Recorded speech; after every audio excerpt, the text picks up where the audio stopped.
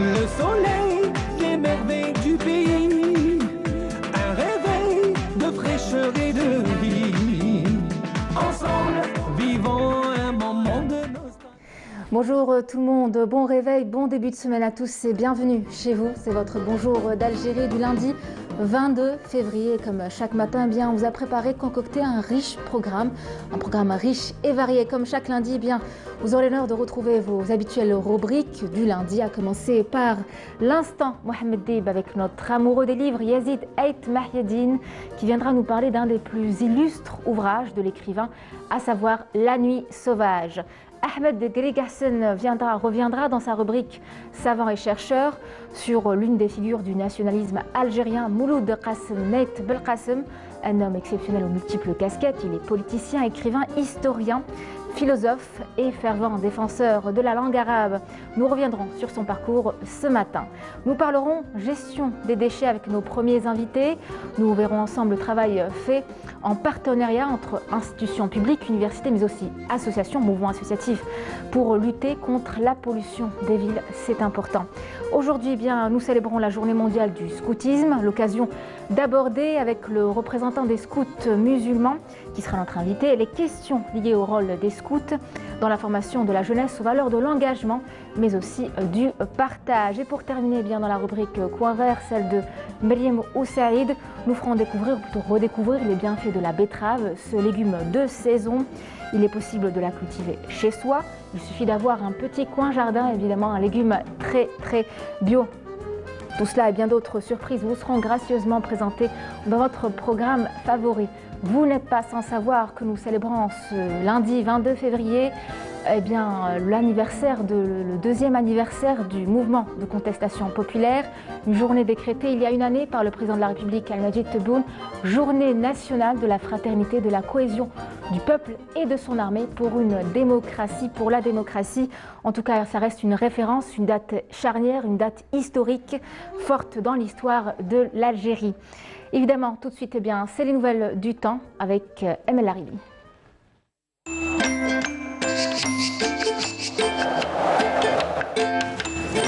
La météo vous est présentée par Mobilis. Mobilis, Aynama Kuntum. Emel Larivi, bonjour. Bonjour Nour. Comment ça va? Ça va, merci. Très bien. Alors, quel temps il fera aujourd'hui? On aura quelques pluies et même des pluies parfois assez marquées par endroits. D'accord. En tout cas, on a vu que le temps était assez sableux le matin. Déjà oui, bon oui. matin. Déjà le matin, on a eu des pluies vraiment poussiéreuses. Très bien, c'est à vous.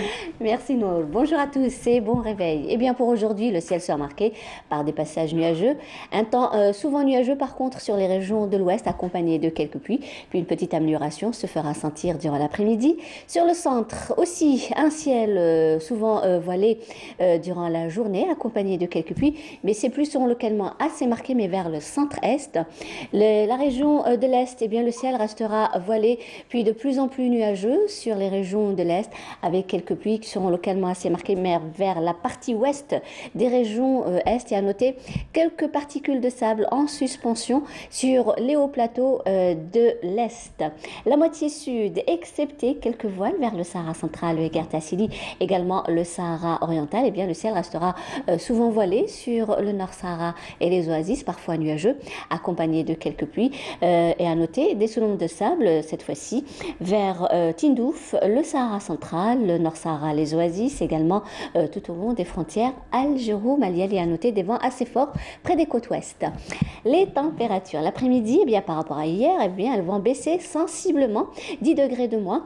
Le minimum, 8 degrés du côté de Djelfa, 9 à Al-Bayad, 16 degrés à Alger, également Oran, Tlemcen, 19 à Naba, 12 degrés Tizi Ouzou, 20 degrés à Constantine, 18 vers Batna, au sud 18 Béchar, 22 degrés à Gardaya, 20 degrés à Biskra, 24 Tindouf, 25 Tamanrasset, Janet, 29 degrés à Elizi, 31 vers l'extrême sud et le maximum cette fois-ci à Insalah avec 32 degrés. La mer aujourd'hui, eh bien, elle se montrera très agitée sur les côtes ouest et centre, agitée sur les côtes est.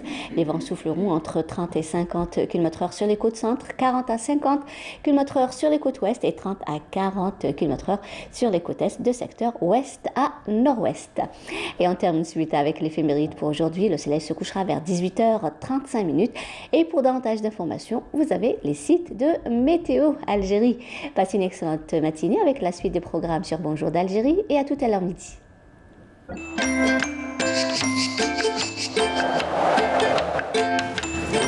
La météo vous est présentée par Mobilis. Mobilis, أينما كنتم. Rendez-vous donc pris après les éditions de 12h et celles de 19h. Merci beaucoup Abel. Merci Nour. En tout cas, vous êtes contente. Pour la pluie. La pluie, Ah, oui, évidemment. Ah oui, j'apprécie. En tout cas, ça vous va à ravir. Merci. Merci. Alors, on commence évidemment tout en musique, comme tous les matins dans votre programme Le Bonjour d'Algérie. C'est Yasmine Belkacem pour le titre Men Ajlika Ashna Watani.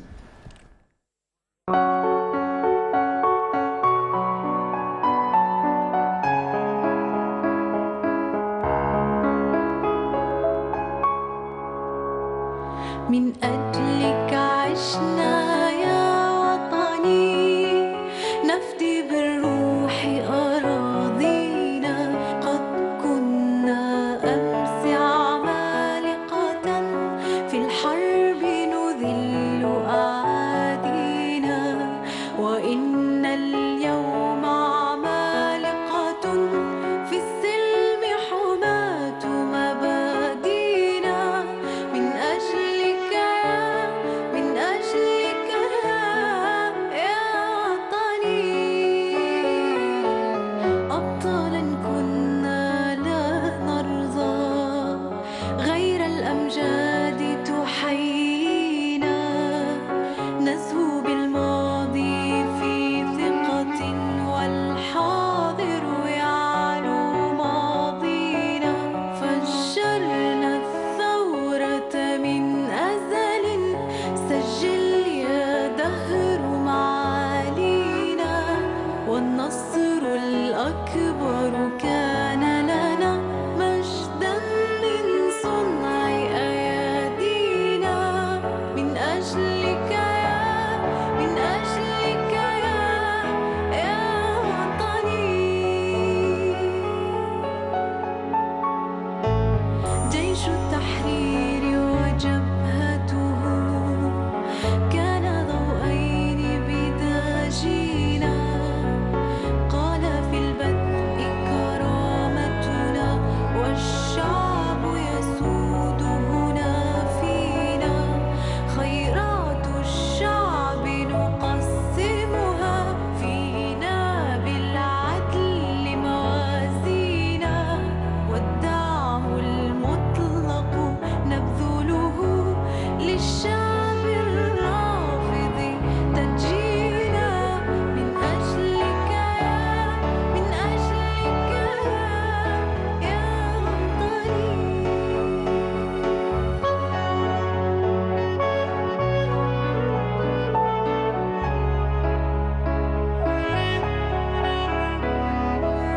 يا سائل عرب ملتنا دين الإسلام يؤاخينا هامة المجد مرابعنا والله الحافظ يحمينا يا سائل عرب ملتنا دين الإسلام يؤاخينا هامات المجد مرابعنا الله الحافظ يحمينا من أجلك من أجلك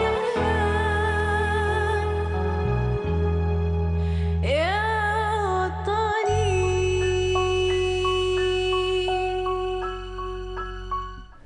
Premier plateau, première rubrique, la vôtre. Yazid Et Mahdi, bonjour. Bonjour, Comment ça va? ça va? Je vois toujours aussi préventive avec votre Ah, barrette, oui, il faut bien. même le chapeau. Ouais, le chapeau, on est là. En tout cas, vous êtes toujours aussi dynamique à ce que je vois, Ouais. c'est très bien. Alors, l'instant, Mohamed Dib nous emmène aujourd'hui sur les traces de ce génie qui est Mohamed Dib, ce génie de la littérature entre ombre et lumière, avec cette capacité de décrire des choses toujours violentes, mais sans verser pour autant dans la haine. C'est aussi cela, Mohamed Dib, et c'est ce qui illustre très bien ce recueil de nouvelles intitulé La Nuit Sauvage. Recueil de nouvelles au roman, on va voir. Parce que Mohamed Dib, dans la dernière page, dans le postface, il donne un peu des explications. en disant en fait c'est comme un fragment de rêve qu'il est en train de raconter, et puis il y a l'aspect fragmentaire. S'il y a l'aspect fragmentaire dans un écrit, ça ne veut pas dire que c'est des nouvelles, mais c'est tout un trait, une trame romanesque où il y a quand même des fils conducteurs entre les fragments oniriques dont il parle ici, donc dans ce roman La Nuit sauvage. En fait, il y a plusieurs trames qu'il raconte un petit peu dans ce roman, dans ces recueils de nouvelles, comme vous dites. Donc il y a quand même des histoires tragiques, parce que il commence déjà par l'œil du chasseur, où un homme, un vagabond, est traqué par un chasseur. Donc aussi, c'est ce moment qui est raconté d'une manière assez... Il y a toute une charge poétique, une charge romanesque.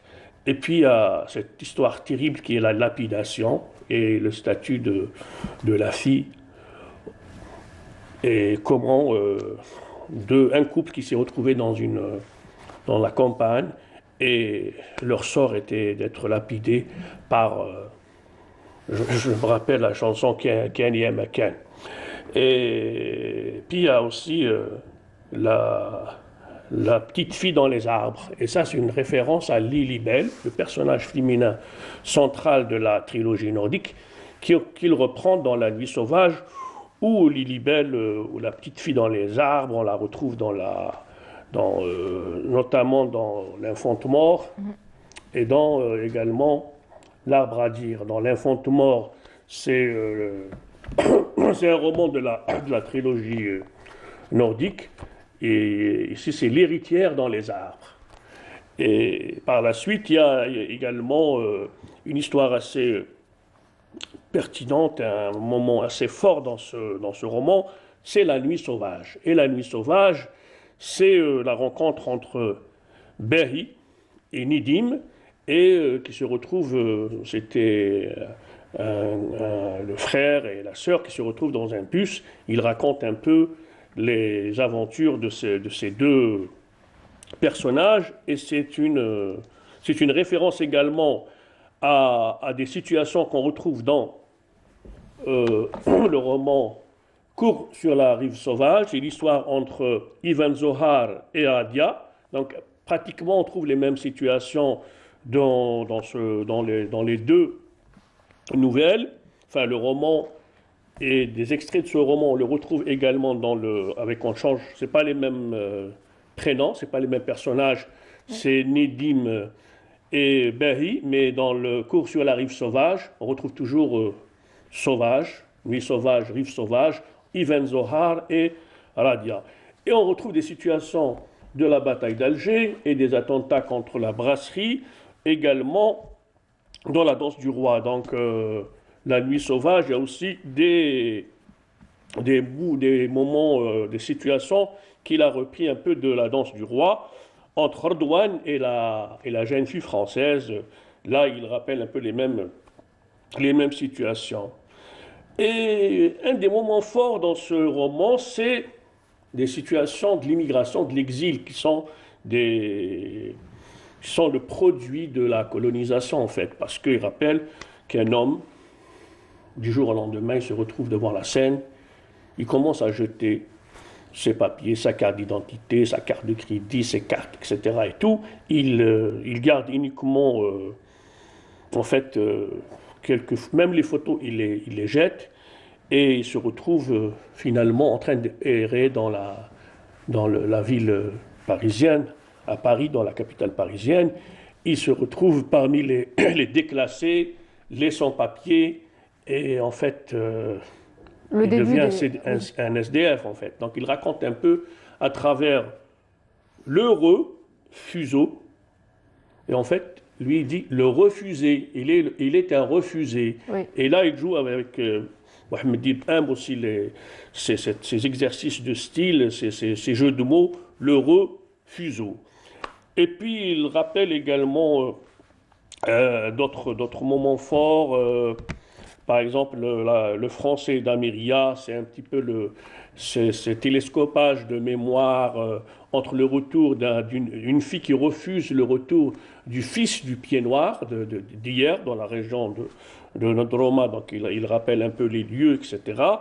Et puis il y a un moment très très poétique dans le Talilo est mort. Talilo, c'est un poète qu'on retrouve dans la trilogie nordique, notamment dans Terrasse d'Orsol, où l'un des personnages de ce roman, Terrasse d'Orsol, revient et annonce à Aïd, elle lui annonce la mort du poète Talilou. Et là, il fait un travail extrêmement poétique, donc on est très attaché à ce moment, à cette tranche, à ce moment onirique, comme il le dit, à ce fragment romanesque. Et puis il y a aussi vivre aujourd'hui. Vivre aujourd'hui, c'est donc dans un marché, il raconte l'histoire d'un garçon qui s'appelle Khlil et qui accompagne son père qui demande l'aumône, un pauvre malheureux, et l'enfant capte un peu des moments très très forts dans ce rapport entre la personne qui demande l'aumône et les gens qui passent, et puis il capte ce moment où une main tendue lui remet une pièce, et cette pièce, c'est ce moment fort que l'enfant, parce qu'en fait ce travail de la nuit sauvage, c'est à travers le regard des enfants. Oui. Il y a la présence de ces enfants. Il y a quand même la fille qui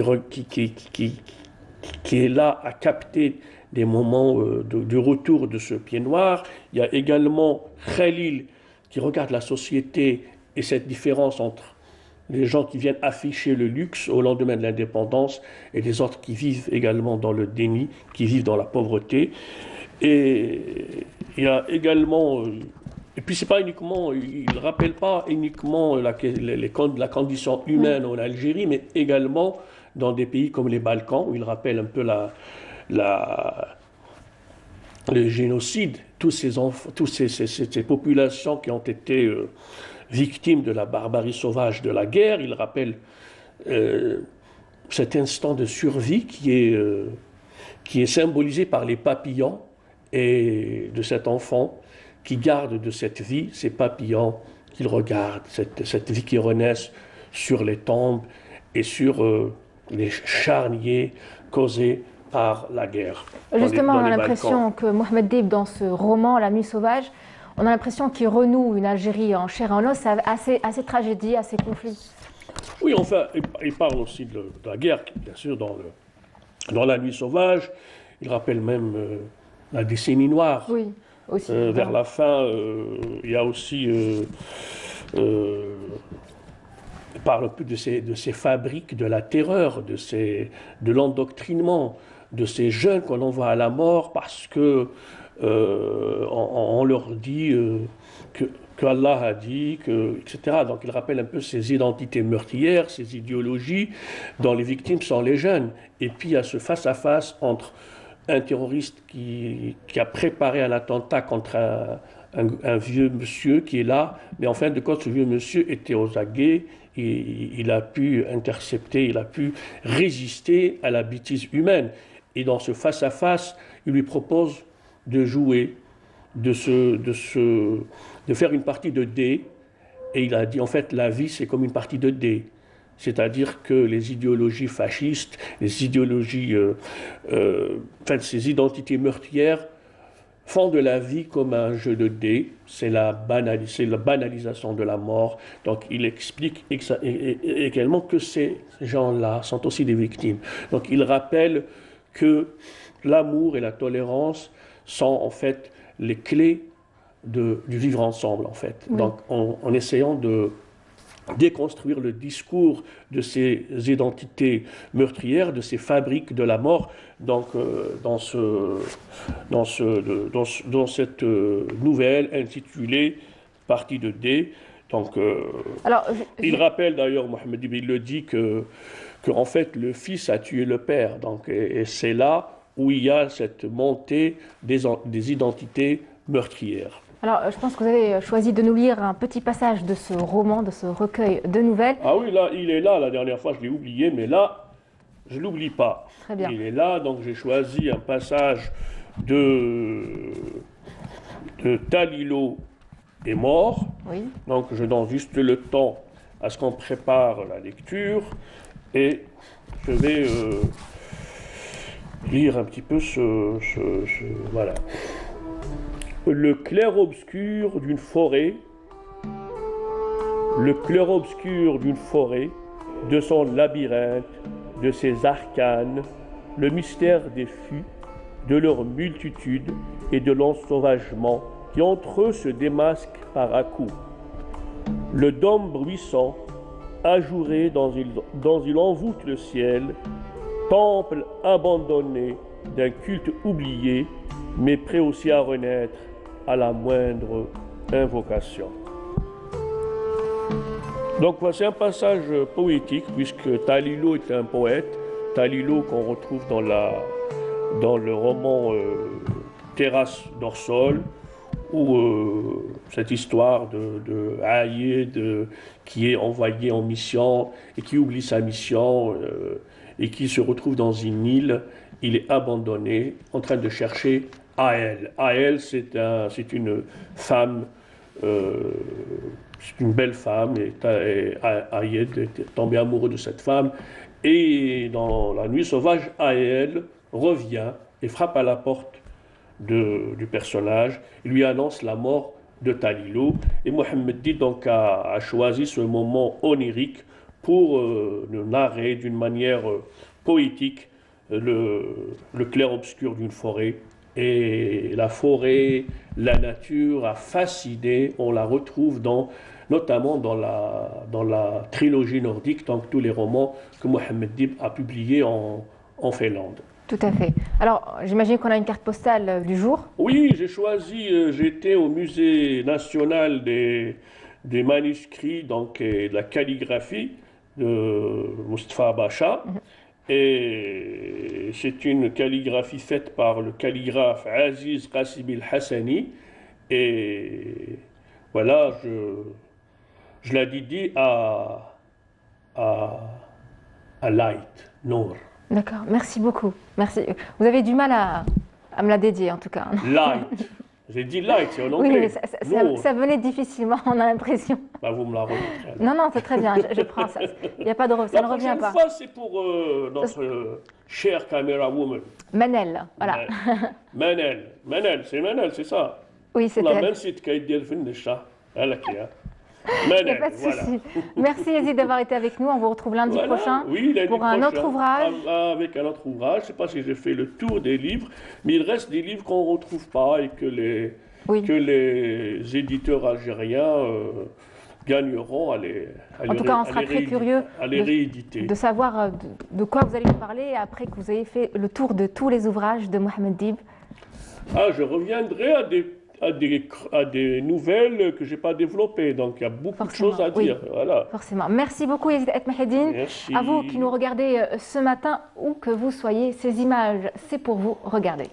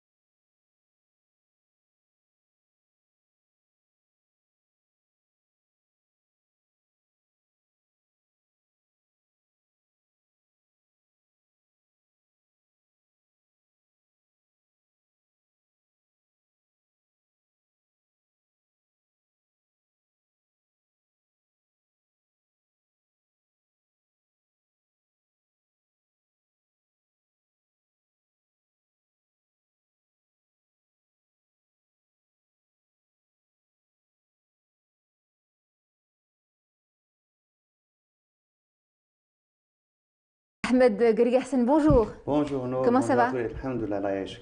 Très bien. Alors, pour votre rubrique ce matin, Savants et chercheurs, vous avez décidé de revenir sur l'une des figures du nationalisme algérien, Mouloud Qassem Nait Belqasem, un homme exceptionnel, avec plusieurs casquettes. Exactement. De toute façon, avant de commencer, je voudrais féliciter la personne qui a choisi le morceau musical parce que ça nous replonge directement dans l'enfance de Mouloud Qassem, c'est sa région natale.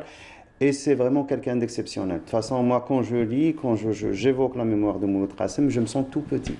Parce que c'est un gars qui a fait plein de choses. Vous n'êtes pas seul. Mais il est exceptionnel. C'est un grand homme, c'est l'intellectuel algérien par excellence. C'est l'Algérien qui représente le mieux l'identité algérienne. Parce que c'est un gars qui maîtrisait plusieurs langues, on dit que 7 ou 9. D'une culture exceptionnellement large, mais il n'a jamais embrassé des doctrines ou des idéologies d'Est ou d'Ouest étrangères. Donc il est resté algérien authentique. Et avec son authenticité, il a embrassé la modernité. C'est quelqu'un d'exceptionnel. Donc, bien sûr, pour évoquer un peu son parcours, il est né en Kabylie, dans la région d'Arboub, l'Aïel, en 1927. De là, donc, il a appris très petit, très jeune, il était très éveillé, très intelligent. Il a appris le Coran dans la mosquée du village. Puis, il est parti à la Zawiya de Tamqra, Sidi Hiel Edli. De là, il est parti étudier dans une école à Bni Abbas. C'est l'Arche, donc c'est lui, je pense qu'il est de F. Abbas. Et de là, donc, il avait déjà le niveau pour accéder aux études à Zeytouna. Donc, il n'est même pas passé par l'école de Constantine. Ouais. Donc, il est parti directement à Zeytouna. Et bien sûr, vous imaginez, quand on vous dit comme ça, il y avait tel qui a fait des études dans son patelin, et puis il est parti à Zeytouna, puis il est parti à Kairon. Mais il est parti à pied. Il est parti sans rien, donc il avait quelques figues sèches dans sa bourse pour partir pour étudier à Tunis. Donc c'est des gens qui étaient complètement démunis, ils n'avaient rien, absolument rien. Donc lui, il le dit, il le raconte quand il a traversé la frontière algéro-tunisienne à dos de mulet. Donc c'est avec les gens, les trabendistes de l'époque qui passaient les frontières. Donc c'est comme ça qu'il est parti à Tunis étudier. Donc il arrive, déjà c'était 1946, 1947, il commence ses études et puis il apprend aussi le nationalisme, donc il intègre la section de des jeunes étudiants du Parti populaire algérien, le PPA, qui est devenu par la suite le MTLD, donc il est complètement il rentre dans le mouvement national. En 47-48, il revient chez lui pour une courte durée pour les vacances. Donc, il commence à parler avec les gens, donc il fait la tournée des villages, il fait un travail de sensibilisation vis-à-vis de ce qui s'est passé pendant le 8 mai 45. Donc, c'était tout récent. Il se fait arrêter, et il fait la prison un certain nombre de mois. Puis il revient encore une fois à Tunis, et de là, il part au Caire. Il fait même un passage à Paris pour essayer où il commence une thèse de doctorat. Il est obligé d'abandonner ses études en 1956. Il part en Tchécoslovaquie. Là, il essaie encore une fois d'étudier la philosophie pour une thèse de doctorat. Il ne peut pas parce que c'est des études un peu spéciales en Tchécoslovaquie. Ce n'est pas du tout les études qui se faisaient de par le monde. Et puis, il est rappelé à Bonn pour intégrer la commission ou la délégation algérienne à Bonn. Il commence à faire son travail de nationalisme, bien sûr. Donc c'est un intellectuel, il commence à rédiger très jeune des articles qu'il publie déjà pendant la fin des années 40, il rédigeait ces articles qu'il a publiés, et tout ce qu'on voit donc, en lisant ces articles, donc à travers ses livres, il avait un grand souci, c'est l'identité algérienne, c'est l'Algérie, donc tout tournait autour de l'Algérie. Du coup, sa fille l'a appelé le Jazair. Donc, des fois, quand elle faisait des bêtises, il lui disait Ya Jazairi al-Qabiha, lo kama jash asmak Jazair, natik tariha. Donc, en rimant, lui, il avait le verbe très fort.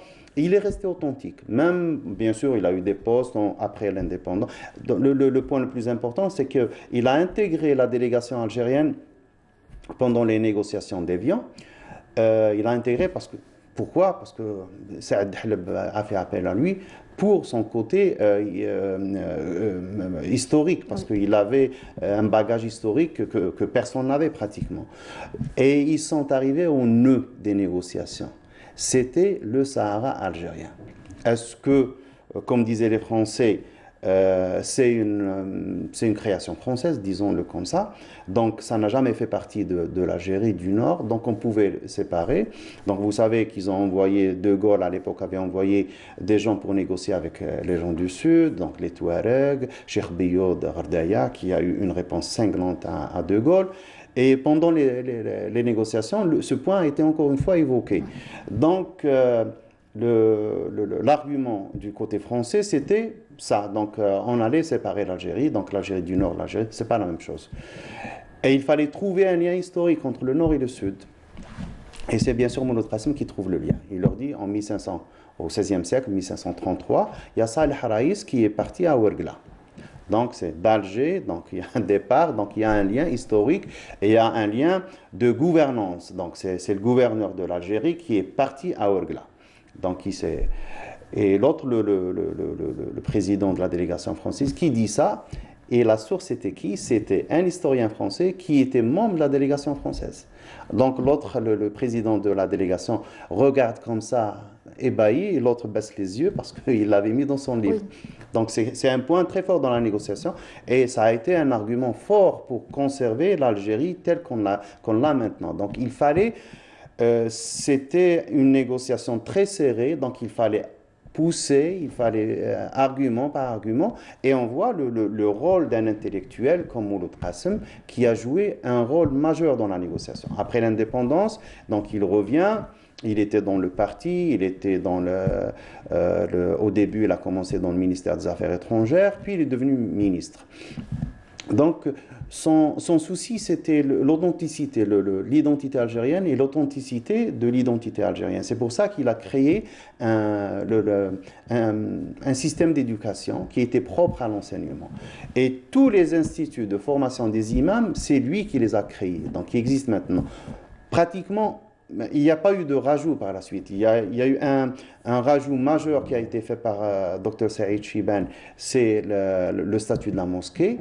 Mais les autres ministres, personne n'a eu même s'ils ont passé plus de temps que Mouloud Qasim dans le ministère, ils n'ont pas eu le même impact. Donc, et puis il y a l'organisation de Multaqa al-Fiqh al-Islami, donc la conférence de la pensée islamique. C'était lui avec Abdouhab Hamoud Arbi Arhamon, donc qui était dans l'organisation de ces colloques et de ces conférences, qui bien sûr posait les questions qui se posaient au monde musulman, et c'était essentiellement des questions existentielles. Oui. Est-ce qu'on pouvait, en tant que musulman, exister en tant que tel au XXe siècle? Donc, ils devaient apporter leurs réponses. Donc, ils invitaient des gens de par le monde musulman, et c'était des penseurs, c'était des intellectuels qui faisaient rencontrer avec les étudiants algériens, les penseurs algériens. Donc, ça leur donnait l'occasion d'avoir cette fréquentation pour ouvrir leur esprit. En fait, quand vous voyez un peu l'action de Mouloud Qasim et quand vous lisez les écrits des colonialistes français du 19e siècle, c'est deux pensées qui vont l'une contre l'autre. Oui. Donc c'est à contresens. Lui, son point fort aussi, c'est la langue arabe. Bien sûr, c'est un Kabyle qui parlait parfaitement kabyle, et on raconte même une anecdote sur ça. On dit qu'une fois, il a rencontré Khomeini. Donc Khomeini refusait de s'adresser à la délégation algérienne en arabe. Donc il a ramené un traducteur pour parler dans sa langue, donc en persan. Mouloud Qasim lui demande en arabe, adressez-vous à nous en arabe, parce que je sais que vous maîtrisez, vous savez parler l'arabe, parce que vous êtes un docteur en sciences islamiques. Donc on va se parler dans la langue commune de l'islam, qui est l'arabe. Et si vous refusez, je vais vous parler dans une langue, vous allez chercher... Surtout qu'il savait parler 9 langues. Non, il parlait du kabyle. Oui. Je vais vous parler dans une langue que vous allez chercher dans tout le pays, donc bien sûr l'Iran, et vous n'allez pas trouver un seul traducteur pour cette langue. Ouais. Donc, il était fort. Donc, il y a même une anecdote aussi. Une fois, il est parti à l'Union soviétique en visite officielle et il lui envoie pour le recevoir un simple cadre du ministère des Affaires étrangères. Il refuse de descendre de l'avion. Il leur dit, vous m'envoyez quelqu'un, un ministre de la pêche, un ministre de, je ne sais pas, de l'hydraulique, quelqu'un qui n'a rien à voir, mais je suis ministre de l'Algérie indépendante, je dois être reçu par un ministre. Il n'y a pas de ministre, je ne descends pas. Et il a rebroussé chemin. Donc, il y a eu quelques problèmes avec le président à l'époque. Donc, il lui dit, vous allez nous créer un problème, un incident diplomatique. Oui. Il lui dit, non, je ne joue pas avec ça. Je suis ministre, je dois être reçu par un ministre. Sinon, c'est un manque de respect, non pas vis-à-vis de ma personne, mais vis-à-vis de mon pays. Donc, il avait son pays comme ça, qui était très haut, accroché. Il avait beaucoup de respect. Ça, c'est Mouloud Qasim, bien sûr. Et puis, bien sûr, c'est l'intellectuel. Oui, tout à fait. Non, c'est juste pour regarder tout à l'heure un intellectuel, continue la phrase, il n'y a pas de souci. Donc, et qui a publié, donc, qui a laissé quelques livres, donc il a publié par la suite, donc, et il a laissé aussi des dizaines Et d'articles. puis ministre plusieurs fois des Affaires religieuses Exactement, aujourd'hui, une qu'on fois, appelait oui. avant Voilà. Habous. Donc on reviendra sur son parcours, ce parcours exceptionnel qui est celui de Mouloud Qasim Nait Belqasem. Mais avant, je vous laisse regarder cet extrait des archives de la télévision algérienne, extrait lors d'une conférence de la pensée islamique. On revient juste après. دور العلماء أعود إليه كان الفيلسوف الألماني الذي كان قسيسا قبل أن يكون أستاذا في الفلسفة في جامعة برلين يوهان غوتليب فيخته خصص كتابا كاملا فوندن فليختن درجلرتن يعني من واجب عن واجبات العلماء واجبات المثقفين واجبات العلماء هكذا واجبات العلماء هم أن يقودوا الأمة ويوعوها بلغتها هكذا بلغتها. لماذا قال بلغتها؟ لأن في ذلك الوقت كانت هناك موجة في ألمانيا بالنسبة للبعض من دعوا إلى إحلال الفرنسية محل الألمانية مثل عليهم على رأسهم جوته وهيجل وآخرون هومبولت إلى آخره. فقال فيخته ما قال عن دور العالم دور المثقف دور العالم. جيلرت عندهم مفهوم عام يشمل العالم في المثقف والفنان والعالم الديني والعالم الوضعي والعالم في سائر المجالات. إن الكاتب يريد أن يفكر أصالة ويستمد أفكاره من جذور الحياة الروحية لشعبه. أن يفكر أصالة للذين يعملون أصالة. Voilà, donc c'était un extrait de Mouloud Qasim Nait Belqasem lors de cette conférence de la pensée islamique, un extrait qu'on peut retrouver sur la toile. Exactement, il y a quelques extraits sur la toile de lui. Il faut dire aussi qu'il revenait souvent aux penseurs allemands, philosophes allemands. Et il faut dire aussi que le premier livre qu'il a, donc mis à part les articles qu'il a publiés avant, donc le premier livre qu'il a publié, c'était en Allemagne, algérienne. L'Algérie, le Jazair, c'était justement pendant la révolution algérienne en 1957. Donc c'était pour un peu expliquer la cause algérienne au public et faire connaître aussi la souffrance du peuple algérien, son identité, ses caractéristiques et bien sûr c'est le présenter au public allemand et présenter sa cause aussi à l'époque. Plusieurs de ces livres qui ont été publiés par Mouloud Qasim Nait Belqasem ont traité justement du sujet de la révolution algérienne. Exactement.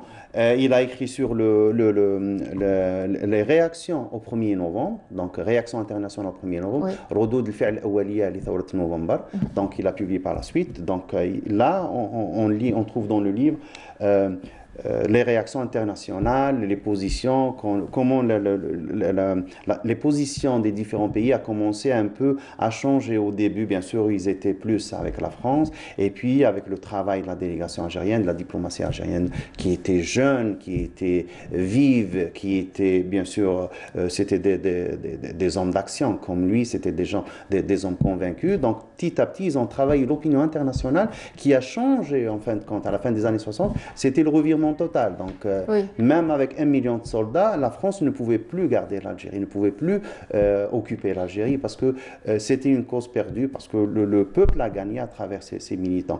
Donc, il a aussi 2 livres qui reviennent sur l'identité. Donc, Inniya wa Asala et Asaliya Amin Fisaliya. Donc, il revient toujours sur cette ce schisme que vit l'Algérien. Donc l'Algérien, il lui semble souvent que être moderne, c'est parler français, c'est être français, c'est se comporter comme un Français, surtout bon, à l'époque. Lui, il expliquait que, parce qu'il maîtrisait 9 langues, il voyait très bien que ça n'a rien à voir avec la langue et l'identité, on doit la garder. L'ouverture, c'est autre chose. Oui. C'est important de connaître les langues, mais c'est aussi important de garder son identité. Merci Ahmed Belkacem, merci pour ce bel hommage que vous avez rendu à Mouloud Qassem Naït Belkacem, cet homme exceptionnel au parcours exceptionnel, hein, qui avait plusieurs fonctions, multiples casquettes. C'est comme ça qu'on l'appelle. On vous retrouvera, j'espère, Ahmed, lundi prochain, comme chaque semaine. Merci beaucoup. Amis téléspectateurs, vous n'êtes pas sans savoir que demain, nous célébrerons la journée nationale de la Kasbah. Et c'est notre sujet du jour dans la rubrique « Il était une fois dans le bonjour ». Sabrina Khalifa nous a déniché le portrait de Mustapha Bendeber, un des hommes qui ont également écrit l'histoire de ce quartier mystique, la Kasbah, un sujet signé Marim Akek, il fut un temps, regardez. C'est dans la vieille Médina, la Kasbah, que Mustapha Bendeber est né un 5 septembre 1906. Dans cette maison au style arabo-musulman, où l'architecture et la décoration se côtoient et forment une harmonie parfaite de couleurs et de formes. À l'âge de 16 ans, Bendeber doit quitter l'école. La disparition de ses parents l'oblige à apprendre un métier pour se prendre en charge. Alors, il frappe à la porte d'un notable artisan de l'époque qui le prend en charge et le considère comme son propre fils. Et c'est en 1920 que Bendeber a le coup de foudre pour les arts appliqués. On a commencé à faire la décoration sur bois. En particulier, c'était à l'époque la décoration sur bois, les habitants de la Kasbah, tout, le chakat, les douettes, le bailli, le coffre de mariée, tout était bien fleuré, la production que nous faisons. On a commencé à faire les coffres. J'ai commencé à décorer les coffres. Comme moi, j'aime l'apprentissage et lui, il préfère faire la production. J'ai commencé je me souviens très bien, à décorer un coffre. Comme ça. Alors je vois comment faire l'oiseau, le décor, les fleurs, tout ça. Et le moment où elle sort, elle a croisé les bras de M. Bendeber.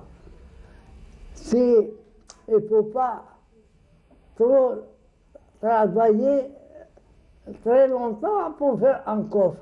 Il vaut mieux je me souviens très bien, يقول لي كان ربي يجعل لك السر بالخدمة ديالك كون تخلصها هكذا تعجب الناس الكل ولا ربي ما جعل لك السر فيها وكان تقعد النهار كامل وانت تستليزي. Son sérieux et sa passion pour l'art se sont reflétés à travers ses œuvres qui ont été exposées à travers le monde entier, où Mustapha Bendeber s'ouvre à l'univers d'un public passionné. En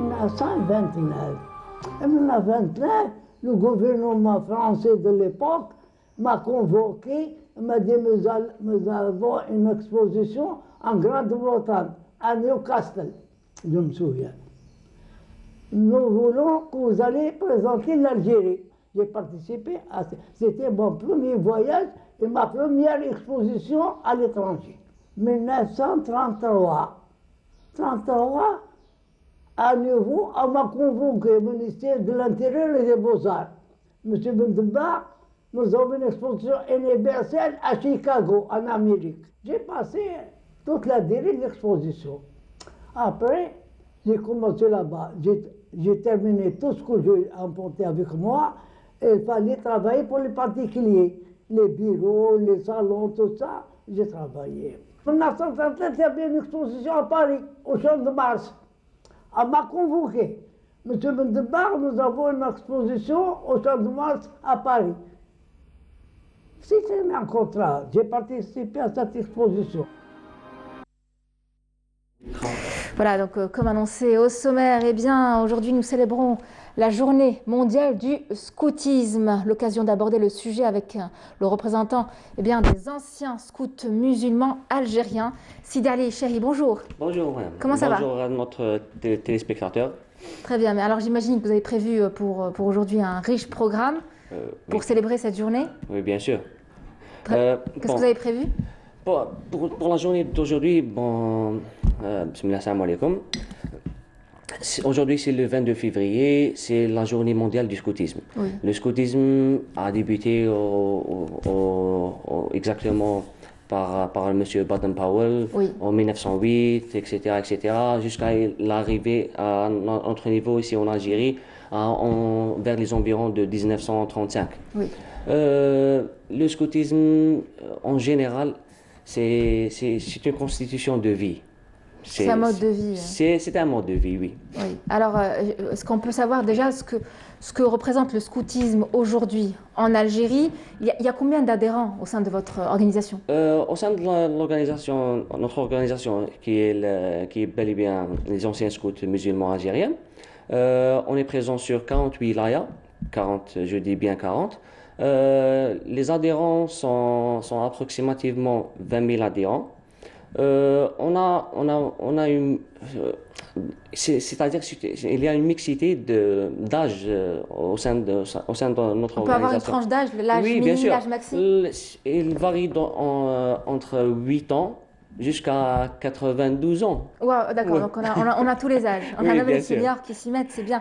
Alors, vous savez, parfois, on a l'impression que le scoutisme est passé de mode, que c'est plus à la mode et que les jeunes ne sont plus du tout attirés vers cette discipline et les valeurs du scout. Est-ce que c'est le cas? C'est un peu le cas, Oui. mais parfois par les activités. Quand on fait des activités de proximité, comme récemment on a fait une activité de proximité qui est intitulée la mémoire de proximité en partenariat avec le ministère du Moudjahidine, les gens comment dirais-je, arrivent à entendre du scout. Ils ont cette approche, comme vous disiez, cette approche que le scoutisme n'est pas d'ordre du jour. Oui. Mais on a, chaque période, on a des activités qui sont du jour. Qui vont justement attirer les jeunes. Attirer les jeunes, bien sûr. Donc c'est ce que vous remarquez sur le terrain, Oui. en faisant des activités. Du coup, ça vous dira peut-être comment mieux gérer les choses, en installer plus d'activités pour attirer encore plus de jeunes? Plus de jeunes, oui, bien sûr. C'est par les activités qu'on influence les jeunes et qu'on passe des messages pour les jeunes. Oui. C'est le premier but du scoutisme en général. C'est la formation des jeunes, c'est la bonne formation des jeunes. Alors Donc, justement, vous parlez de formation. Qu'est-ce que la formation du scoutisme? Qu'est-ce qu'elle inclut dans une formation de scoutisme, pour scout? Qu'est-ce qu'il y a dedans, dans cette formation? Bon, la première règle, c'est de permettre aux jeunes scouts de s'éduquer, non pas dire lui-même, mais de lui permettre de participer, d'être un acteur à cette formation. D'accord. C'est le premier principe du scoutisme. Il peut être éduqué en faisant des activités, en lui donnant une certaine indépendance de gérer et de faire valoir ses capacités. Oui, et aussi transmettre des messages, comme pour la cause environnementale, rien que ça. Oui. Il y a plusieurs causes pour lesquelles... Oui, il y a plusieurs causes. Récemment, aussi, le début de mois de janvier, on a fait... c'était une activité sur la wilaya de Sétif, où la wilaya de Sétif, avec tous les groupes scouts reliant cette wilaya, ont participé à l'implantation des arbres, etc. D'accord, alors en matière d'engagement pour aider son prochain, les scouts sont une référence, ça il faut le dire. Est-ce que vous menez des actions de solidarité auprès des gens, dans les quartiers par exemple? Oui. Comme je disais auparavant, et en suivant les directives de notre commissaire général, M. Mustafa Saadon, qui incite les groupes scouts et être des acteurs au niveau de leur proximité, de leur commune. Parce que si vous savez, chaque groupe scout comment dirais-je, il est indépendant de faire des activités au sein de sa propre commune. C'est-à-dire, il connaît mieux le terrain et il connaît mieux les gens qui l'entourent. C'est pour ça qu'il peut aider et peut faire des actions adéquates à cet environnement. D'accord, ok. Il y a beaucoup de choses à faire. En tout cas, les scouts musulmans, comme on pouvait le voir sur la vidéo qui est passée tout à l'heure, ont une histoire prestigieuse donc, qui remonte aux années 30, plus précisément l'année 1935. Ils ont aussi marqué l'histoire de la révolution algérienne. Oui, bien sûr. Comme vous savez, je fais partie d'un groupe scout qui dit groupe Amal. Oui. C'est un groupe au niveau de l'Madania, Oui, ici oui. à Alger. Ce groupe a été fondé en 1946 et a été fondé par un suprême leader de la révolution qui est M. Didouche Mourad. Voilà, donc c'est assez. Ça dénote. C'est quelque chose de nostalgique. Récemment on était à la maison de Didouche Mourad. Comment dirais-je, ce sentiment quand vous passez sur le terrain est inoubliable. D'accord, donc c'est plein d'émotions, ça Oui, se sent. bien sûr. Donc les scouts musulmans sont à l'origine de plusieurs grandes manifestations qui ont marqué la révolte contre l'occupation française aussi. Oui, bien sûr. Ils étaient partout. Mais ils étaient partout. Ils étaient des acteurs de la révolution. Par exemple, si vous prenez des jeunes, dirais-je, de 10 ans, 8 ans, ils passaient des messages au sein de l'organisation LFLN sans que l'armée française ne le savait. C'était une sorte de jeu pour les enfants et une sorte de Dès le jeune âge. Non pas, je dirais pas de manipuler les jeunes, mais de les faire participer à la révolution algérienne. À la vie politique, sociale, politique. Oui. Merci beaucoup, Sidi Ali Chahi. Merci d'avoir été avec nous. Merci pour tout. Je rappelle que vous êtes membre des anciens scouts musulmans algériens. Merci d'avoir été avec nous. Merci, ravi d'être avec vous. Merci, à très bientôt. J'espère une courte respiration musicale avant de retrouver Meriem Moussaïd pour la rubrique Coin Vert. C'est la chanson du groupe Day Enna Jazairi. Regardez.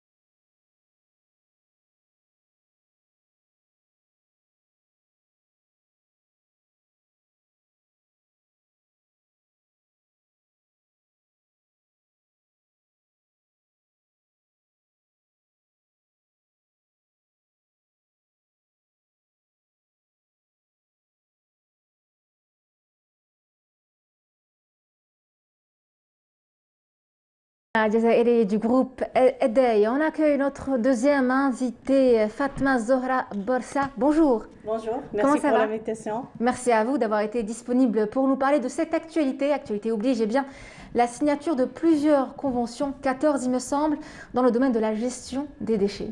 Effectivement, samedi dernier, il y a eu la signature de 14 conventions avec 14 associations nationales. Vous allez certainement me poser la question pourquoi 14? Oui.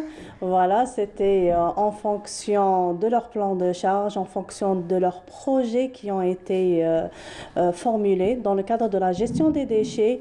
Il faut savoir aussi que ces associations activent sur le territoire national, d'où ce choix-là. C'est-à-dire parce que à travers leur étendue et leur activité à travers le territoire national, ça va simplifier à travers les bureaux d'études locales de faire la sensibilisation, l'éducation environnementale et rester à proximité du citoyen. Alors justement, j'allais vous demander sur quoi portent ces conventions. Est-ce que seulement pour sensibiliser davantage les citoyens sur l'importance eh bien, de protéger notre environnement, le laisser aux générations futures, c'est la priorité, ou est-ce qu'il y a aussi un travail d'assistance derrière ces conventions? Effectivement, il y a 3 axes majeurs sur lesquels ces associations-là vont travailler et sur lesquels leur cadre stratégique a été formulé. Alors, il faut savoir que le premier axe est formulé autour de l'entrepreneuriat et l'économie circulaire. Donc, l'accompagnement, tout ce qui est porteur de projets et accompagnement pour l'émergence et le développement d'une activité de récupération, de recyclage. Donc, qui tourne autour de la gestion intégrée des déchets en général et l'économie circulaire en particulier. Ça, c'est ce qui est du premier axe. Le second, c'est la sensibilisation et l'éducation environnementale à travers des actions de proximité au niveau des écoles et autres.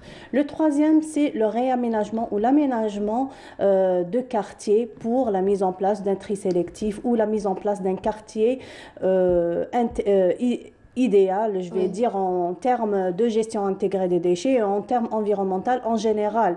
C'est-à-dire qu'on prend le volet de la gestion intégrée à travers la mise en place d'un tri sélectif à titre d'exemple, mais aussi ça n'empêche pas que les autres activités environnementales et la protection de l'environnement, comme par exemple la plantation d'arbres, voilà, l'embellissement. Donc toutes ces actions, c'est dans un cadre global qui englobe tout l'axe.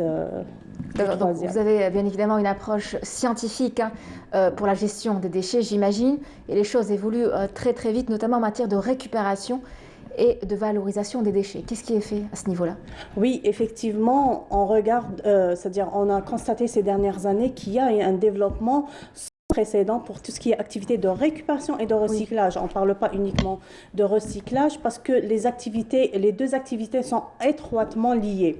Si on regarde les chiffres, là, on remarque qu'il y a une hausse de l'ordre de 40% entre 2014 et 2020. C'est-à-dire qu'en 2014, il y avait 2900 opérateurs intervenant dans ce cadre, dans cette activité de récupération et de recyclage des déchets non dangereux. Je tiens à le préciser. Voilà. Et pour les autres, par exemple, pour l'exercice 2020, on est arrivé à quand même 4080 opérateurs de collecte et de recyclage. Pourquoi? Pratiquement doublé, le chiffre a pratiquement, grosso modo, doublé. Pas doublé, mais de 40%. Quand même, c'est une hausse très, très significative. Ça nous permet d'améliorer le taux de recyclage des déchets. Et d'après les études qui ont été réalisées par l'Agence nationale des déchets durant l'exercice 2020, donc c'est une étude toute récente, il a été constaté que le taux de valorisation des déchets non dangereux est de l'ordre de pratiquement 10%. Quand même, par rapport aux années antérieures, on voit qu'il y a une avancée dans ce sens et ça peut coïncider et aussi on peut atteindre l'objectif qui a été tracé par le ministère de l'Environnement qui est l'atteinte d'un objectif de 30% de valorisation des déchets d'ici l'exercice 2035. Oui. Qui a aussi, on peut le dire, hein, c'est aussi grâce à l'émergence de plusieurs entreprises, des startups aussi, qui œuvrent dans ce domaine. Je note me vient à l'esprit une recyclée par exemple, du jeune Rameau, pour le recyclage des déchets Et voilà, ça donne un certain engouement pour la jeune génération pour mettre la main à la pâte. Oui, effectivement. Et d'ailleurs, aussi, si vous avez remarqué, au niveau des filières et filières universitaires, c'est-à-dire qu'auparavant, on n'avait pas de spécialité en termes de gestion des déchets. Ce sont c'est-à-dire des spécialités qui sont assez récentes, que ce soit au niveau de l'université ou bien même au niveau des centres de formation professionnelle où on trouve une spécialité en recyclage des déchets. Donc quand même, toutes ces spécialités-là font que le développement de cette activité ne cesse d'évoluer. C'est une activité aussi, la gestion des déchets, donc qui implique recyclage, etc. Ça reste une discipline quand même très très coûteuse. Elle revient cher, mais est-ce que, avec les moyens techniques modernes, eh bien, on pourrait inverser la tendance et faire en sorte, eh bien, que la gestion des déchets devienne rentable, créatrice de richesse et d'emploi aussi, pourquoi pas? Oui, effectivement, elle est pourvoyeuse de richesse, d'une part, parce qu'on arrive à préserver l'environnement, on arrive à améliorer la durée de vie de nos installations de traitement qui sont les centres d'enfouissement technique. Il faut voir que ce sont des installations, comme vous l'avez dit, très très coûteuses pour l'État. Quand même, on dégage une enveloppe financière qui est assez importante. Donc, si on arrive à préserver leur durée de vie d'une année, 2 années, vous vous rendez compte de leur impact. Mis à part l'impact social aussi, c'est-à-dire la création de l'emploi. Donc, quand on dit activité de récupération et de recyclage, donc si on prend par exemple, à titre d'exemple, si je prends uniquement le plastique qui représente 2% dans notre poubelle, c'est-à-dire 2 milliards de tonnes annuellement, ça me crée pas moins de 7000 emplois par an. Donc, vous vous rendez compte, 7000 emplois qui sont créés, ce n'est pas négligeable. Ce n'est pas négligeable du tout. Voilà. Alors, j'aimerais revenir aborder votre application. Rfif Darif, qu'est-ce qui se fait au sein de cette application? Oui, alors l'application Ndif, voilà, c'est une application qui permet aux citoyens d'annoncer tout acte lié à la gestion de déchets ou bien à l'environnement en général. C'est-à-dire quand on voit qu'il y a un point qui déborde ou bien un point noir, là on prend, c'est-à-dire en photo cet état, cet constat et on l'envoie. L'Agence nationale des déchets n'est qu'un simple intermédiaire entre le citoyen et les collectivités locales pour la prise en charge de cette problématique. Et c'est ce qu'on va voir tout de suite pour l'application. Restez avec nous.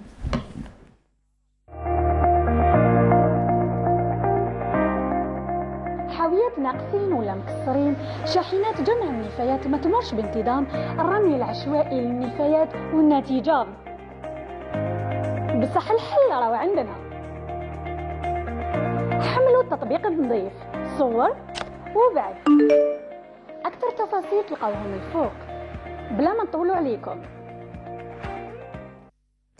Fatma Zohra Barsa, les conventions que vous avez signées englobent bien également plusieurs associations. Alors il y a aussi la faculté de l'USTHB, c'est bien ça, et plusieurs associations. Nous allons joindre par Skype le président de l'une des associations qui ont adhéré à votre démarche. Lotfi Adjabi, bonjour. Bonjour. Vous me recevez bien? Oui, très bien. Super, super. Alors, merci avant tout pour votre disponibilité. Alors, vous êtes à la tête de l'association de l'information et de communication en milieu de jeunes, Infocom de Guelma. Et on en parlait à l'instant avec notre invité sur le plateau. Ces conventions de partenariat avec l'Agence nationale des déchets, l'AND, sont importantes pour vous, on l'imagine. C'est une forme de participation de la société civile au travail d'utilité publique. Qu'est-ce qu'elle vous apporte, vous, en tant qu'association ? Voilà, donc merci beaucoup. Merci pour votre invitation. Je vous en prie. Donc du coup,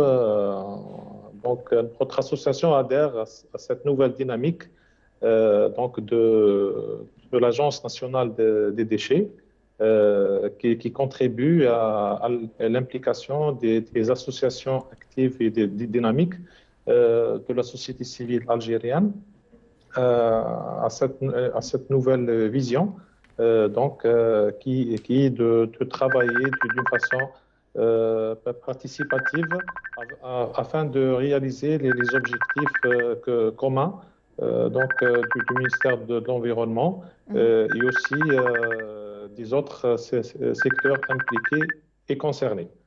Donc pour notre association, C'est une association de jeunesse donc, qui a été créée en 1996 à Guelma. Donc, on travaille beaucoup avec les jeunes et avec les cadres de jeunesse.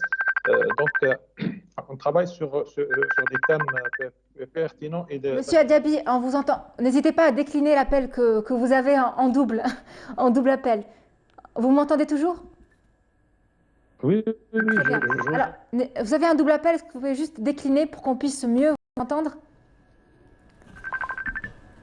Voilà, ça s'est arrêté. Très bien. Alors vous avez, comme vous le disiez, des attentes particulières auprès de l'Agence nationale des déchets. On peut en savoir plus?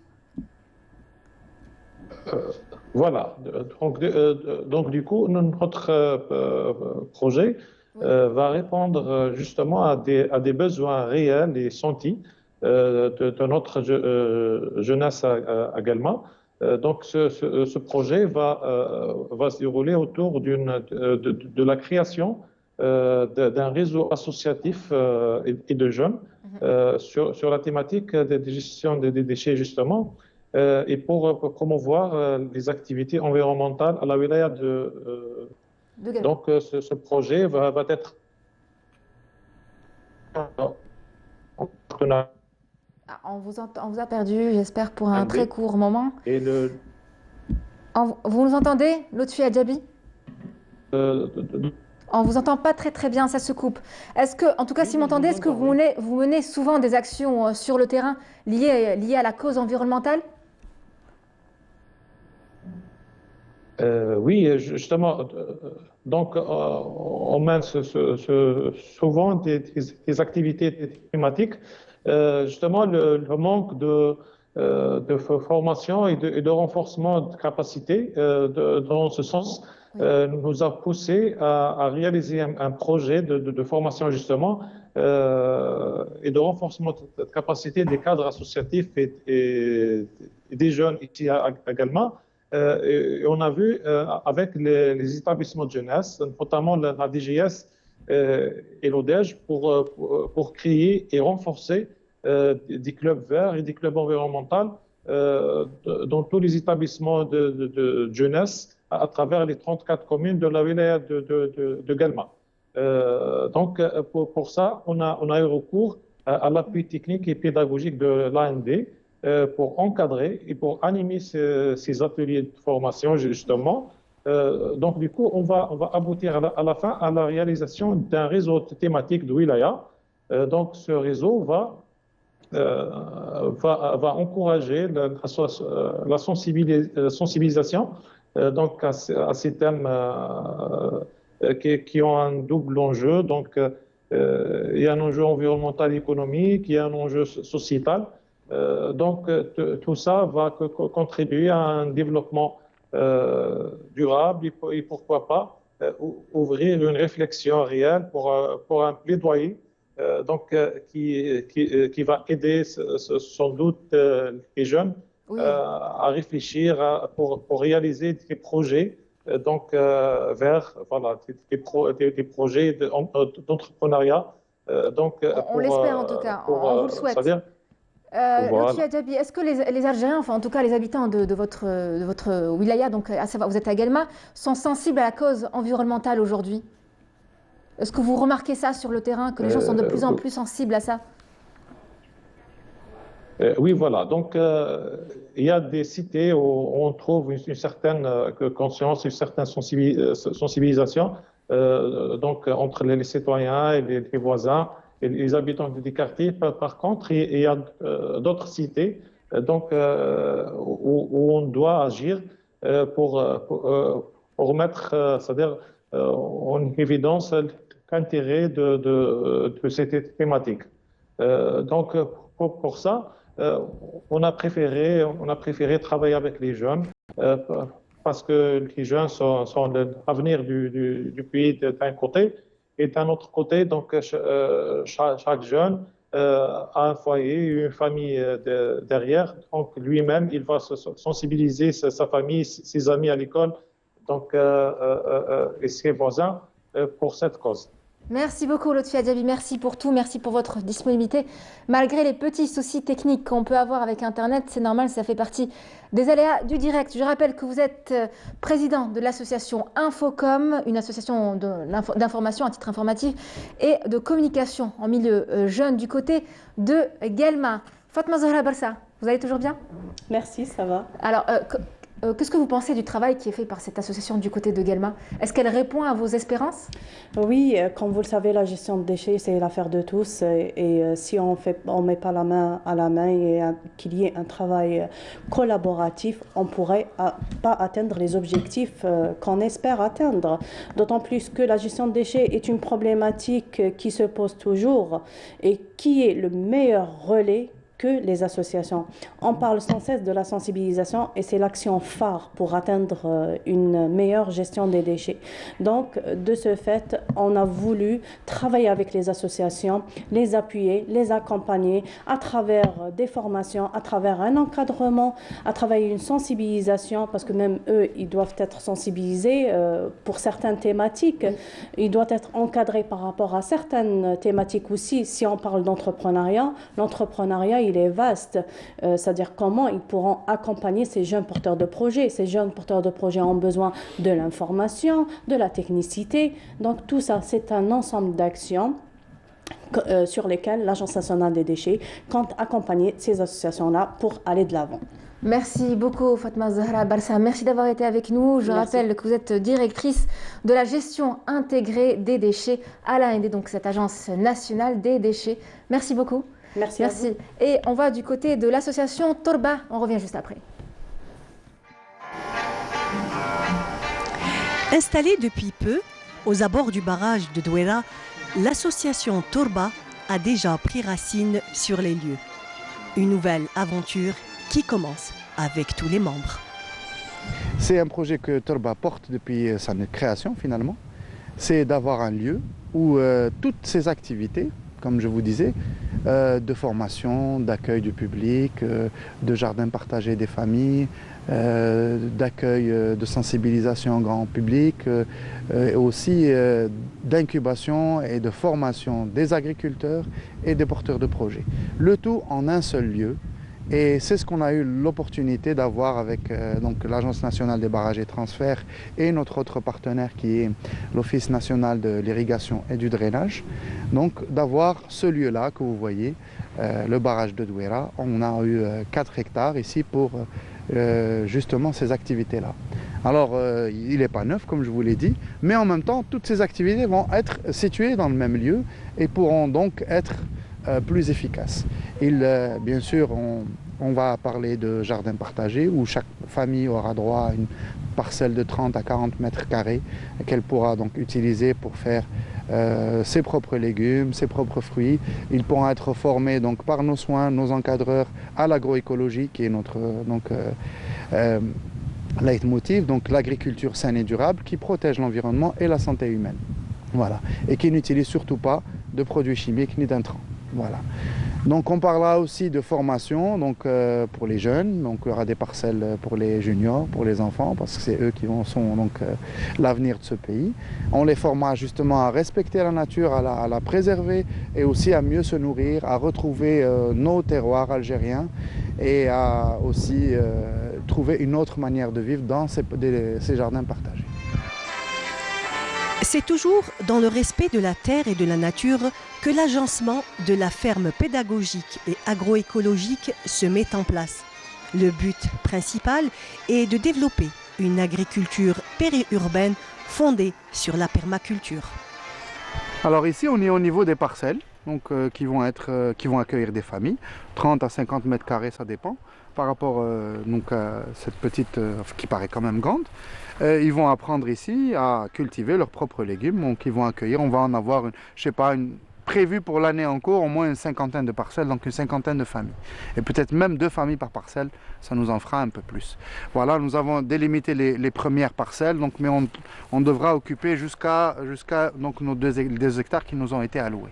Voilà, vous voyez ici, la paille qui se trouve être ici, c'est pas pour rien, c'est un paillage qui sert à protéger, en même temps à se décomposer, à nourrir la terre. Donc c'est une fertilisation naturelle, en même temps que c'est une protection, en même temps que ça limite les arrosages, en même temps qu'il y a plein de techniques qu'on trouvera comme ça dans ces petits jardins pour cultiver sainement.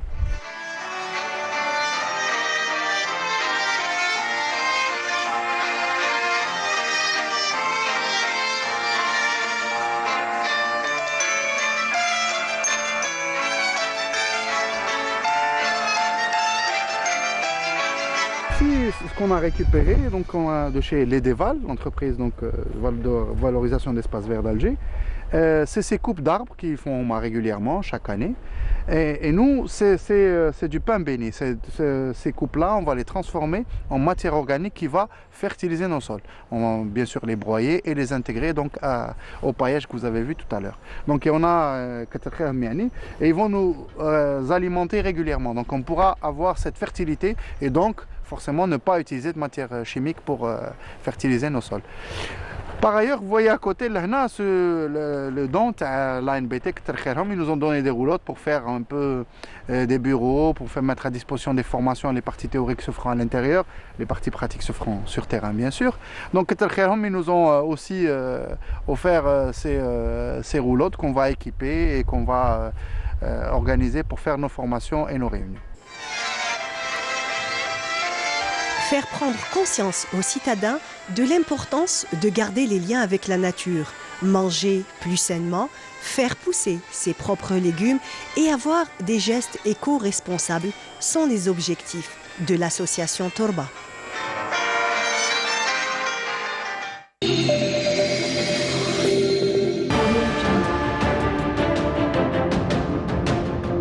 Enfin une peinture algérienne aux normes internationales. Tous vos besoins en peinture intérieure, peinture métal, préparation de support ou peinture extérieure, choisissez Coral Peinture. Coral Peinture, c'est les mains à faire.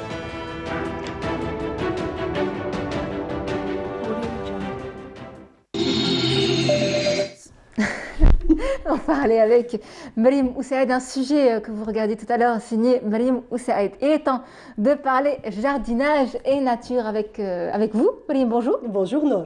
Comment ça va? Très bien.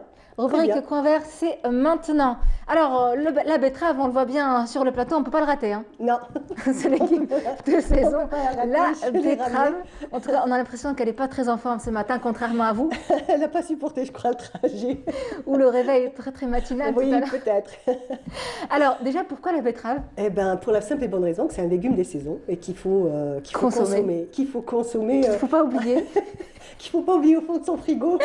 Alors, on le disait en off, je me retenais de le dire. J'aimerais le dire. Oui, J'ai l'impression que c'est un légume qu'on oublie dans le frigo parce qu'elle met du temps à pourrir. Et écoute, oui, franchement, c'est un indice, c'est vraiment un indice très intéressant. En fait, quand il y a des légumes comme ça qu'on oublie quelques jours au réfrigérateur et qui ne pourrissent pas, très résistantes, ça veut dire qu'ils sont plein d'antioxydants. Oui. Voilà, c'est tout simplement. En fait, c'est bien d'observer un petit peu même ce genre de réaction. Donc, on a la betterave qui fait ça, qui peut rester. Elle va flétrir un peu, elle sera peut-être un peu plus molle. Mais consommable. Mais elle restera consommable, elle ne perdra pas non plus de ses bienfaits. Voilà. En tout cas, on n'a jamais remettre à demain ce qu'on peut faire tout de suite, à savoir manger la betterave tant qu'elle est fraîche et bien dure. Voilà. Un petit conseil, non, il faut la mettre devant, dans le réfrigérateur. La mettre bien en évidence de façon à ne pas l'oublier. Bonne idée, très bonne idée que j'appliquerai dès ce matin en rentrant chez moi. Alors, à ne pas confondre du tout avec la betterave sucrière? Oui, à ne pas confondre. Donc, c'est deux variétés différentes. Donc, il faut savoir que l'histoire de la betterave remonte à bien avant, on va dire à 240 avant Jésus-Christ. Donc, elle était déjà utilisée, mais en plante fourragère. Hein. Il faut savoir que c'était plutôt une plante qu'on donnait au bétail. Petit à petit, elle a fini par rentrer on va dire, dans nos habitudes alimentaires, mais très tardivement. Il faut savoir que c'est, on va dire, vers le 17e, 18e siècle qu'elle a réellement commencé à s'implanter et à rentrer dans la on va dire, dans les habitudes culinaires et alimentaires. Alors justement, elle est pleine de qualités gustatives, culinaires, beaucoup de vertus pour la santé, un excellent légume riche en minéraux et en vitamines et de culture facile. De culture facile, oui. Donc alors s'il y a quelqu'un qui a, bon, on va dire, quand on a une petite parcelle, si on a la chance d'avoir une petite parcelle un petit jardin, on peut se lancer dans la culture de la betterave. C'est une plante qui est assez facile, donc pas très, on va dire, pas très difficile à cultiver. Il suffit juste de semer au bon moment, donc c'est à partir de la fin de l'été, début novembre. Il faut avoir quand même une terre assez riche. Il faut savoir que c'est quand même une plante qui demande une terre plus ou moins riche, de façon à ce que le tubercule s'épanouisse, on va dire, tranquillement. Et voilà, on la laisse tout simplement pousser, mettre une graine par, on va dire... Donc une graine, on ne peut pas mettre carrément tout le légume? Non, pas tout le légume. Alors, tout le légume... on perd du marcotage? Non, non, pas avec la betterave. Il faut la graine. Il faut la graine. Alors, donc je disais, dans le jardin, on peut même le faire aussi en jardinière, même dans le balcon, ça vous donnera aussi des betteraves. Peut-être pas de calibre aussi gros, parce que généralement, bon, il faut vraiment planter en pleine terre pour avoir ce genre de calibre. Mais on peut avoir aussi de petites betteraves. Et même les petites betteraves, il faut savoir aussi que les grands chefs raffolent des toutes petites betteraves. Ce sera des betteraves qu'on enlèvera avant la maturité. On ne les laissera pas bien grossir comme ça, tel que celui-ci. Pourquoi? De façon à faire joli dans les assiettes. Pour le dressage. Eh oui, pour dresser, il faut savoir que c'est des amateurs, donc les garder aussi avec les fans, de façon à faire joli dans les assiettes. Voilà, c'est important. Alors la betterave, vous le disiez, aime les sols bien riches. Justement, pour ce qui est du fertilisant, qu'est-ce qui est le mieux adapté? Bien entendu, alors si on a un jardin, ne pas aller vers les fertilisants, on va dire, chimiques, de préférence utiliser ou son propre compost, ou alors vous trouverez même aussi en pépinière ou même dans les magasins spécialisés. Donc vous trouverez du terreau bien local, bien de chez nous, pas importé, parce qu'il faut savoir qu'il y a deux variétés deux variétés de terreau, donc celle qui est importée et celle qui est locale. Donc on trouve le local, celui-là, ce que vous allez faire, c'est tout simplement le mélanger à la surface de votre terre. Bon, bêcher un petit peu, il faut avoir de l'huile de coude, non. Donc ne pas avoir peur de prendre un peu la bêche, le râteau, donc mélanger un petit peu. Donc tout au moins une quinzaine de centimètres on va dire, de terre, qu'elle soit bien aérée, bien légère, de façon à ce que quand on fera nos semis, donc la plante pourra s'épanouir facilement, ou alors carrément mettre aussi, on va dire, un peu de paillage, ou carrément, comme je vous ai dit, du compost qu'on peut faire soi-même. Pour les impatients, ça met combien de temps pour la lever? Alors pour les impatients, ça met quand même 3-4 mois. Il faut être patient, il faut aussi arroser. Donc bon, arroser normalement non, étant donné que c'est un légume d'hiver, donc il est arrosé naturellement avec les pluies. Mais bien entendu, si la pluie manque, il faudra quand même arroser, parce que c'est quand même un légume qui est gourmand, qui demande beaucoup d'eau, de façon à bien grossir et se gorger aussi en eau. D'accord, très bien. Alors vous parlez du manque de pluie. Alors j'imagine que les agriculteurs aujourd'hui tirent la sonnette d'alarme pour leur plantation, pour effectivement, les terres agricoles. C'est vrai que ça reste quand même un problème qui est assez récurrent ces dernières années, mais là quand même cette année, donc le mois de janvier n'a pas été vraiment pluvieux, plus le début février. Il faut savoir que nous les citadins, on est bien contents de se mettre en terrasse, bien au soleil, à bronzer un petit peu, mais c'est pas le cas des agriculteurs qui eux tirent la sonnette d'alarme, parce qu'en fait ils sont obligés d'arroser, et chose qui est absolument pas normale pour une saison comme celle-ci. Donc on est quand même en plein cœur de l'hiver. Vous êtes souvent alors vous allez souvent à leur rencontre, donc vous êtes en contact avec eux de manière permanente, et je pense qu'ils sont tristes, j'ai envie de dire. Ah oui, c'est clair. On va dire qu'ils limite ils sont pessimistes, parce que alors la floraison ne va pas se faire, on va dire, normalement. Les fruits et légumes aussi vont souffrir aussi du manque d'eau. Il faut savoir que la pluviométrie du mois de janvier et février donc est vraiment très très importante dans l'épanouissement des cultures, que ce soit maraîcher ou fruitière. Donc tout ça a besoin de beaucoup d'eau. C'est une saison très cruciale. Donc c'est pour ça que quand même il y a une inquiétude qui est en train de... Voilà, exactement. En tout cas, on espère qu'il va se faire ressentir. Il pleuve des cordes. C'est ce qu'on souhaite. C'est ce qu'on souhaite. Inch'Allah. Mariam, merci pour cette belle présentation. Justement, Coinvert n'est pas fini, loin de là. Place à votre plante coup de cœur. Oui. C'est quoi ce matin? Alors, c'est le pissenlit. Ah, génial. Après l'ortie, c'est le pissenlit, forcément. Bah oui. C'est la même famille? Non, c'est pas la même famille du tout. Donc, le pissenlit est une petite plante herbacée, donc que l'on retrouve un peu partout. Il faut savoir qu'on la retrouve assez souvent sur les chemins, et en fait, qui est une plante qui se consomme en salade, on va dire depuis très longtemps. Il y a très très longtemps, donc nos grands-mères, nos arrière-grands-mères la prenaient comme ça sur les chemins, où elles allaient quand même la ramasser, et elles rentraient dans dans la fabrication de certains plats et surtout, je ne sais pas si tu connais le aforo, donc qui est un mélange de plantes sauvages. Ah, je ne connaissais pas. Alors voilà, c'est ça. En fait, ce qu'ils font, c'est qu'on va ramasser toutes ces petites plantes sauvages, elles les connaissent. Des mauvaises herbes. Oui, voilà, ce qu'on dit nous, mauvaises herbes, qui n'est absolument pas mauvaise. Okay. Je ne sais pas si on peut les voir, on va la voir à l'antenne, le pissenlit. Donc ça s'appelle tifef. Il y a plusieurs variétés de pissenlit. Bon, en Europe, ce qu'on fait, c'est qu'on la mange en salade parce qu'en fait, c'est, on va dire, une cousine du... Oui. Alors ça, est-ce que tu te souviens, Nour, qu'on prenait ça? Je soufflais. Ouais, voilà. Ouais, c'est tout à fait ça. Donc ça, c'est la fleur du pissenlit quand elle monte en grain. Donc toutes ces petites graines vont voltiger au gré du vent et aller, on va dire, se ressemer ailleurs. Un ressemage naturel. Hein, naturel, voilà, absolument naturel, puisque en fait tout est bien fait parce que tout simplement elle commence à fleurir à la fin du mois de janvier, début février. Et dès qu'il y a du vent. Voilà, dès qu'il y aura du vent au mois de mars, au mois d'avril, donc les graines vont partir un peu partout. La nature est si bien faite. Vous l'utilisez, enfin vous la consommez dans vos salades? Alors oui, je la consomme quand je la trouve, hein, mais bien entendu il faut savoir où la... Oui, pas n'importe où. Voilà, pas n'importe où, pas sur les chemins où ça risque de ne pas être très très propre, mais quand comme ça c'est dans des champs où on peut la reconnaître à sa petite fleur bien jaune. Très jolie. Voilà, très jolie, et il faut savoir que c'est consommé depuis très très longtemps. Voilà, pas si mauvaise que ça le pissenlit. Finalement, elle peut aussi être bonne. Ah, très très dans bonne. nos palais. Voilà, exactement. Merci Malim. Alors j'aimerais revenir juste sur la betterave. Betterave oblige, elle est devant moi. Eh oui. Je ne peux pas la rater, je ne peux même pas l'ignorer.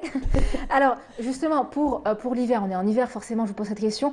Quand on est en période de gel, comment la protéger la betterave? Est-ce qu'elle se protège toute seule, vu que c'est une plante quand même? Non, en fait elle ne se protège pas toute seule. Généralement, quand c'est dans les pays froids, ce qu'on va faire, c'est qu'on va essayer de pailler quand, bien entendu, quand c'est des petites surfaces. Hein. Là, je parle de jardiniers, de jardins, on va dire tout petits. Bien entendu, après, quand c'est planté à grande échelle, c'est clair que c'est pas un légume qu'on va retrouver dans les pays très très froids, parce que tout simplement au-delà de moins 10 degrés, donc c'est une plante qui va succomber au froid, donc qui ne supporte pas les grands froids. D'accord. La betterave.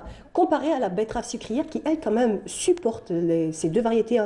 On va dire que c'est la même variété, mais en fait deux espèces différentes. Et à partir de là, donc la betterave sucrière, elle supporte les températures assez basses. Merci Malim, merci Malim Oussaïd pour votre rubrique Coin Vert. Merci. Alors consommer de la betterave, juste pour ça. Alors consommer-la, limite sans modération, surtout pour les personnes qui n'ont pas de problème, on va dire d'obésité ou de surpoids, parce qu'il faut savoir quand même qu'elle renferme un grand taux de sucre, mais par contre c'est un antioxydant extraordinaire, donc c'est bon pour les vaisseaux sanguins, c'est un dépurifiant qui purifie le foie. Vraiment, on peut en consommer sans modération au quotidien, en salade ou en jus, si on n'aime pas trop. Voilà, et même cuit, hein, ça existe en gratin, en betterave rôti, à l'ail, aux herbes, voilà, ça se décline en plusieurs recettes. Merci Mariam. Merci. À consommer sans modération, en tout cas. Ce sera le menu de mon midi. Allez, super. Moi, ce sera pour le dîner. Très bien, voilà. Alors, nous arrivons à la fin de cette émission sponsorisée par Coral Peinture. Merci à nos invités, à nos rubricards et à toute l'équipe de la régie numéro 7, sans qui bien cette émission ne pourrait tout simplement pas se faire. Excellente journée à vous avec la suite de nos programmes sur Canal Algérie. Je vous retrouve demain, j'espère. À demain.